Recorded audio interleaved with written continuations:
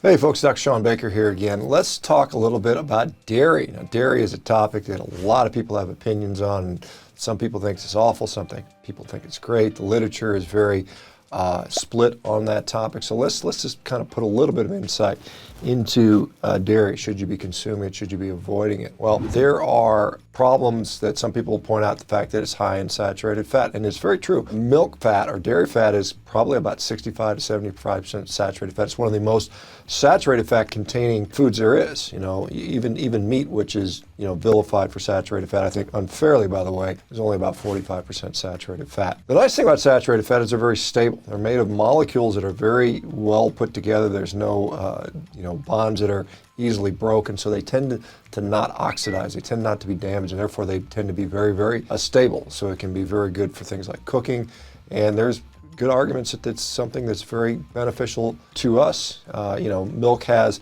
in addition to saturated fat, it has polyunsaturated fats, including certain compounds, particularly human milk has the omega-3 fat DHA. Goat milk or sheep milk tend to have high levels of things called medium chain triglycerides, which might have a particular benefit depending on what your thoughts are around MCTs. Some people feel that it makes it easier for you to go into ketosis if that is your goal. Regardless, the nature of the fats in dairy make things like butter and ghee very suitable for cooking.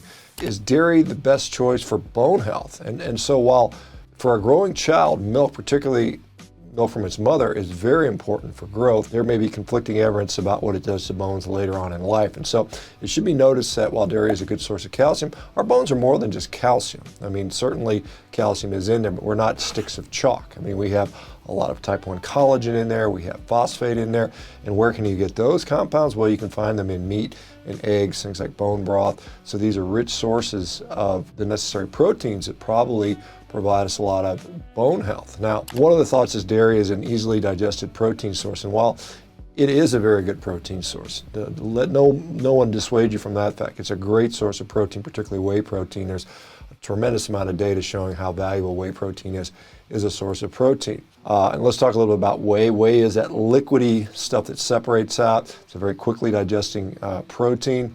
When our body senses whey in the digestive tract, we start to release growth factors like insulin, which is great for growing as a child. Now, later on in life, that may be problematic for some people. Now, if we're growing all the time, sometimes we put on a lot of body fat. Now, if you're training hard and you're working out and you're putting that stimulus to use, it may not be as big of an issue. And let's talk about the other form of protein found in milk is something called casein. Casein is kind of more of a clumpier, more solid form, and it tends to be slower to digest.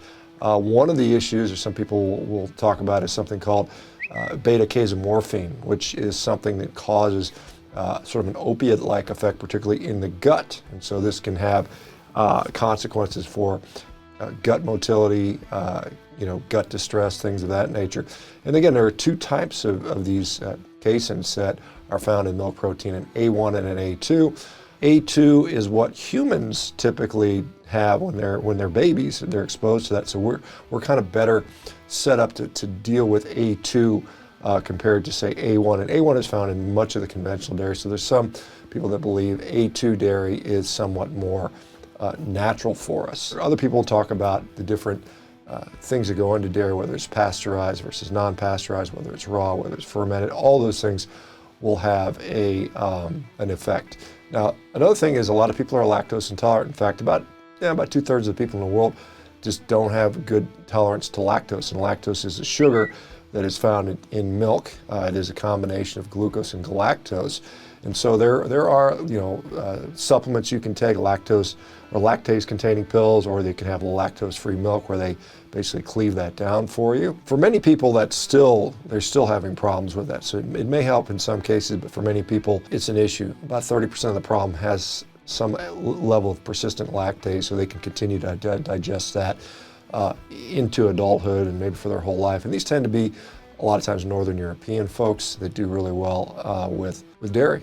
Dairy is something that we should be able to digest our whole life. Well, the truth is, dairy, particularly in pretty much every other mammal, is designed to be consumed during our infant infancy, and it's not necessarily designed for adulthood. So some people will say, well, humans are not designed to consume the milk of another animal. You hear this from the plant-based people all the time, and that you shouldn't be consuming milk after a certain age, after you've left sort of toddlerhood. Well, what I would say is certainly that statement has some merit to it, but at the same time, remember, milk is a wonderful, nutritious source of protein and bioavailable fats. So I think you just have to check your own tolerance on this sort of thing and see what happens. If you're dealing with an autoimmune disease or some other condition, dairy is one of the first things I tell people to consider getting rid of, because for a lot of people that actually is a problem. All right, guys, this has been helpful. Let us know in the comments. Also, don't forget to like, subscribe, hit the notification bell, share this with somebody you think might benefit from this, and we'll talk to you soon.